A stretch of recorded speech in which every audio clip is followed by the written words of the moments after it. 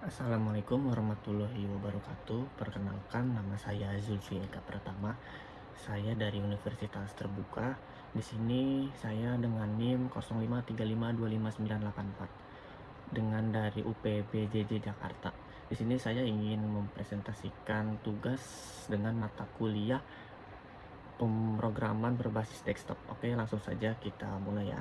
Di sini untuk awal-awal saya akan menjelaskan satu persatu dulu ya. Di sini saya sudah mempunyai sebuah codingannya itu sendiri, saya buat sendiri, yaitu codingannya udah jadi, tapi saya tidak merekam hasilnya dikarenakan filenya korup untuk itu ya. Oke, jadi untuk di sini kita awal-awal akan menjelaskan dari yang atas dulu sampai yang bawah ya. Oke. Untuk penjelasannya saya mulai dari sekarang ya. Untuk bagian impor Java itu yang paling atas itu yang until array list itu saya untuk membuat daftar list yang bisa menampung banyak data seperti daftar pesanan. Oke, untuk impor yang kedua itu ada Java until list ya.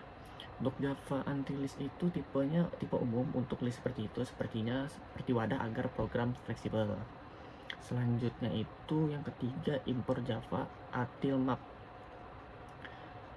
Impor Java util map itu digunakan untuk menyimpan data berpasangan, misalnya nama menu sama dengan harga. Oke.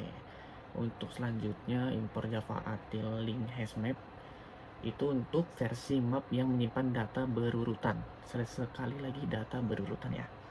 Yaitu jadi urutan menunya itu tidak acak, teman-teman. Dan yang terakhir itu impor Java util scanner supaya kita bisa membaca input dari keyboard apa yang diketik dari pengguna tersebut. Oke, untuk bagian kedua itu yang public class main. Selanjutnya itu public class main ya. Untuk penjelasannya itu baris ini membuat kelas utama bernama main, itu kelasnya yang di atas itu ya. Kelasnya main, untuk semua kodenya di bawah akan berada di dalam kelas ini, kelas main ini. Java menjalankan program mulai dari metode main di dalam kelas ini. Untuk selanjutnya itu bagian 3 itu object scanner ya. Untuk object scannernya itu tersebut ada scanner input, system in, private, static, final. Oke, saya akan menjelaskan yang paling awal dulu itu scanner inputnya itu. Scanner input itu membuat alat membaca teks dari keyboard. Itu untuk scanner input. Kalau untuk sistem in itu artinya data dibaca dari input komputer, biasanya keyboard gitu-gitu. Biasanya keyboard. Untuk private static final itu menunjukkan bahwa input ini hanya ada satu untuk seluruh program dan tidak bisa diubah. Jadi input ini dipakai untuk membaca pesanan dan nama pelanggan. Oke, selanjutnya itu daftar menu restoran ya. Selanjutnya daftar menu restoran itu penjelasannya begini, ada map, link hashmap yang tadi di awal saya jelasin, link hashmap, dan juga double. Nah, untuk penjelasan map itu digunakan untuk menyimpan pasangan data, nama, makanan, atau minuman, dan harganya. Kalau untuk link hashmap itu dipakai agar urutan tetap sesuai seperti saat dimasukkan. Dan untuk double, karena di sini ada double ya. Untuk double menyimpan harga dalam angka pecahan, misalnya 20.000 gitu. Udah paham kan? Misalnya ini untuk double itu. Oke, untuk selanjutnya itu ada bagian isi menu, yaitu static block ya. Isi menu. Untuk menunya sendiri itu ada nasi goreng, mie goreng, ayam bakar, capcay, es teh, jus jeruk, kopi, air mineral, kerupuk, pisang goreng, tahu isi, bakwan. Dan untuk nominal itu nasi goreng itu value-nya itu 20.000. Dan untuk mie goreng itu 18.000, ayam bakar 25.000, capcay 22.000, es teh 5.000, jus jeruk 8.000, kopi 7.000, ayam mineral 4.000, kerupuk 3.000, pisang goreng 8.000, tahu isi 6.000, bakwan 5.000. Ya, di sini saya ngambil banyak ya untuk menunya itu biar ramai aja, namanya kan kita buat menu restoran, jadi kayak harusnya ramai ya untuk menu-menunya itu sendiri. Oke, saya untuk jelasin dulu ya untuk strukturnya itu. Mulai dari statik dulu deh. Static itu artinya itu bagian dijalankan otomatis saat program dimulai. Untuk static itu untuk awalnya ya. Untuk di Java itu untuk program dimulai. Untuk menu titik put itu atau menu dot put, menu dot put nasi goreng. Contohnya kan nasi goreng 20.000. Nah, berarti menambahkan satu item ke daftar menu. Jadi nasi goreng itu adalah menu. Untuk 20.000-nya itu adalah harga. Oke, jadi seluruh menu restoran disimpan di sini agar bisa diakses dari mana saja di dalam program. Oke, semuanya sama ya berarti ya. Itu penjelasan dari saya. Oke, untuk selanjutnya itu private static final. Oke, yang private static ini udah kan, yang menu-menu. Selanjutnya itu kita yang private static final. Oke, saya jelasin dulu ya. Untuk private static final ini, untuk penjelasan itu yang list order, new array list, dan order. Artinya untuk list order itu artinya daftar yang berisi objek pesanan atau order gitu. Untuk yang new array list itu artinya buat daftar baru yang bisa menambah data kapan saja. Jadi kita bisa nambahin data kapan saja dengan membuat new array gitu. Untuk order itu untuk menambahkan, bukan menambahkan sih, untuk memberi nama variabel daftar semua pesanan pelanggan. Order itu bisa kita mau order apa, ada nama variabelnya tersebut gitu. Untuk order private static class-nya itu yang bawah ya selanjutnya ya. Untuk order private static class-nya itu begini teman-teman.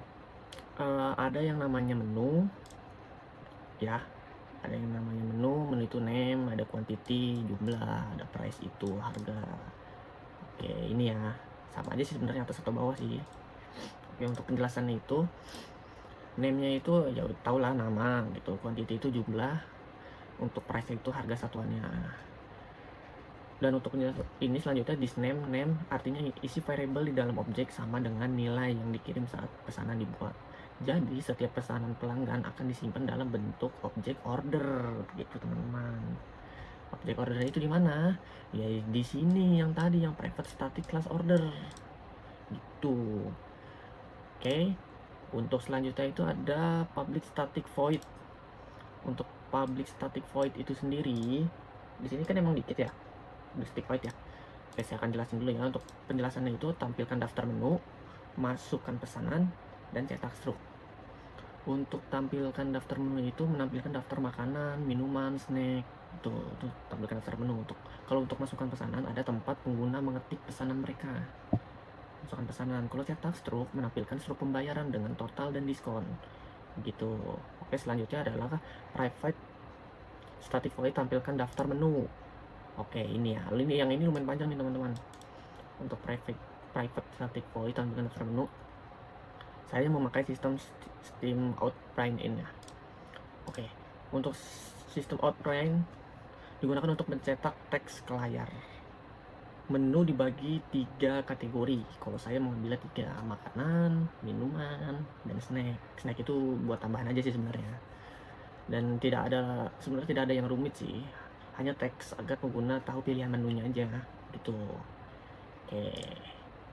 Ada 3 ya berarti kategori saya pakai. Oke, untuk selanjutnya adalah private static void, masukkan pesanan. Nih, masukkan pesanannya itu sebenarnya ini penjelasannya sangat singkat ya. Fungsi ini menerima pesanan dari pengguna maksimal 4 pesanan. Langkah-langkahnya seperti menampilkan cara mengetik pesanan, misalkan nama menunya misalkan nasi goreng, sama dengan jumlahnya itu mau berapa, yang tadi quantity tadi jumlahnya itu mau 1, mau 10, mau 5, mau 7 gitu. Jadi contohnya itu nama menu misalkan nasi goreng sama dengan 3 jumlahnya. Kedua itu meminta pengguna mengetik pesanan gitu. Dan ketiga, mengecek apakah format benar atau salah, dan itu untuk hurufnya itu harus benar ya. Untuk huruf besar, huruf kecil itu harus benar, nggak boleh salah. Karena kalau salah itu inputnya tidak masuk nanti ke dalam hasilnya. Jika salah diberi pesan error. Kalau di hasil saya buat ini untuk ada kesalahan kata, itu pesannya akan muncul error dan diminta ulang gitu. Jika benar, pesanan disimpan dalam daftar order yang tadi dibuat gitu. String line ya, selanjutnya itu ada string line.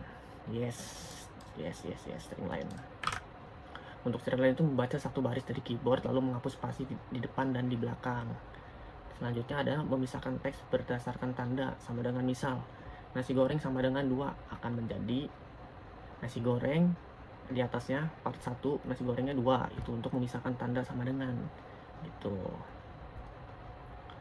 Untuk selanjutnya itu saya lompat aja ya, semuanya sama sih. Untuk selanjutnya ada private static string menu key.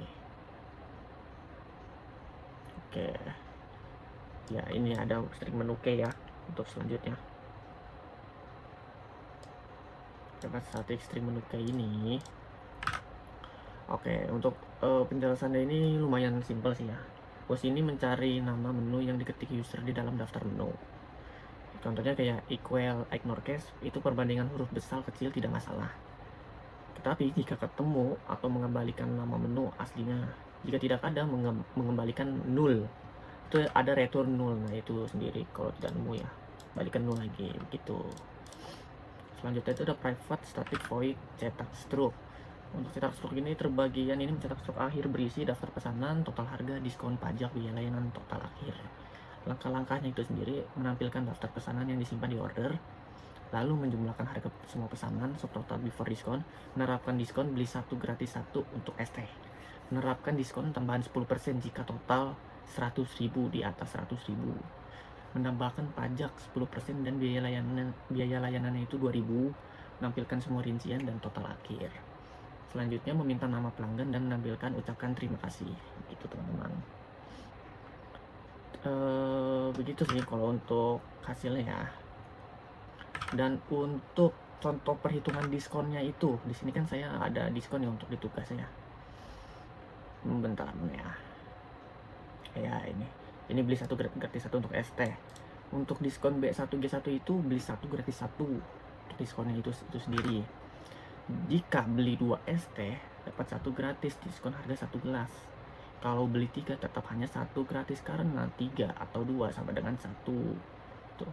Untuk pajak dan total akhir, oke.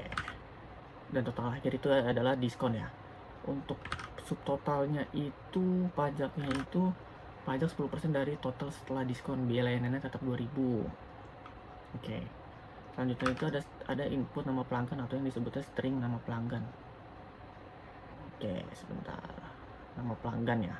Nih, untuk yang akhir itu string nama pelanggan. Ya program akan terus meminta nama pelanggan sampai diisi, tidak boleh kosong. Sebenarnya ini tidak perlu sih sebenarnya. Cuma saya nambahin aja biar jelas. Oke, untuk ketemu.